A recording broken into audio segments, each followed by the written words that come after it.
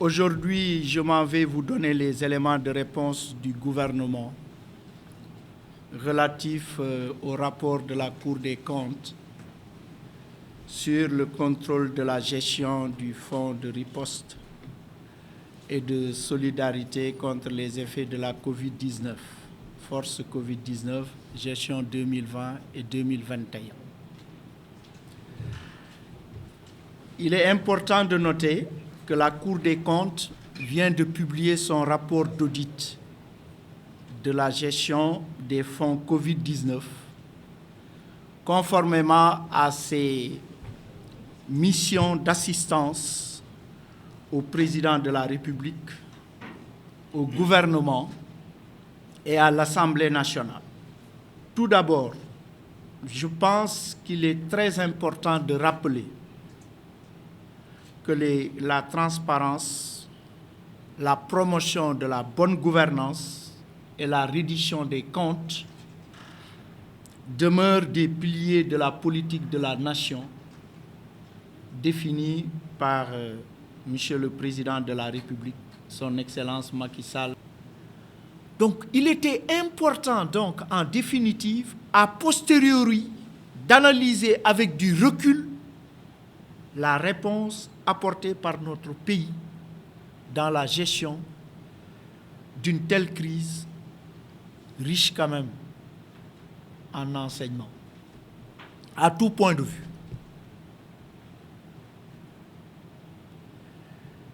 C'est à ce titre que le gouvernement, dans le cadre de ses mémorandums de politique économique et financière annuels,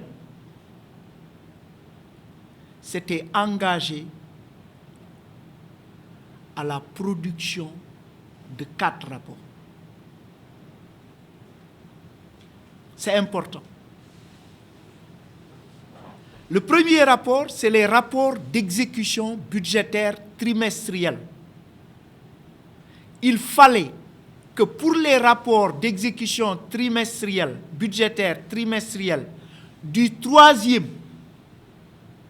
trimestre et du 4e trimestre, que ces rapports qui sont élaborés par le ministère des Finances et du Budget et qui sont transmis à l'Assemblée nationale et à toutes les institutions et au président de la République comportent un point spécifique sur l'utilisation des fonds force Covid-19. Donc le rapport du 3e trimestre 2020 et du 4e trimestre 2020 d'exécution budgétaire devait comporter l'exécution des dépenses du fonds force Covid. 1. C'est dans nos mémorandums de 2020 et de 2021. On est en 2022. Deuxième rapport, très important, c'est l'ARMP a conduit en 2021 un audit sur la régularité des procédures de passation des marchés avec les ressources du fonds Covid-19. Tous ces rapports sont sortis. Troisième rapport, très important et qui a beaucoup contribué au travail fait par la Cour des comptes. C'est le comité de suivi des opérations du fonds force Covid qui a publié en septembre 2021 son rapport sur l'ensemble des dépenses et des marchés publics exécutés sur les ressources du fonds. Des dépenses, mais sur ça, le rapport de la Cour des comptes a mis en exergue des fautes de gestion et formulé des recommandations pour une instruction judiciaire concernant les auteurs. Mais il est important que pour ces 6 milliards 686 784 410 qu'on vous donne les détails et que vous sachiez que ça concerne 9 ministères.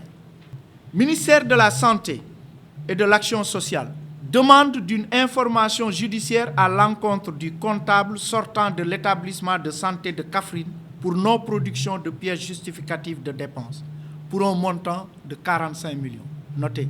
Ministère de la microfinance et de l'économie sociale et solidaire demande d'une information judiciaire à l'encontre du directeur du Fonds d'impulsion de la microfinance pour absence de pièces justificatives de dépenses, pour 11 191 532 francs CFA.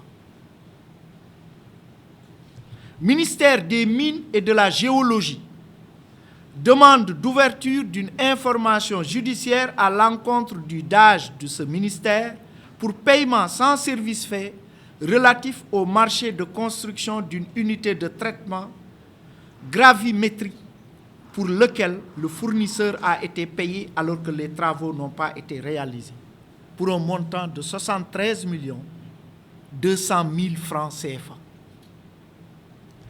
Ministère du Développement communautaire, de l'équité sociale et territoriale demande d'ouverture d'une information judiciaire à l'encontre de l'ex-DAGE de ce ministère pour une surfacturation sur l'achat de 110 001,5 tonnes de riz, montant du préjudice estimé par la Cour des comptes 2 749 927 498. Au total, pour tous ces manquements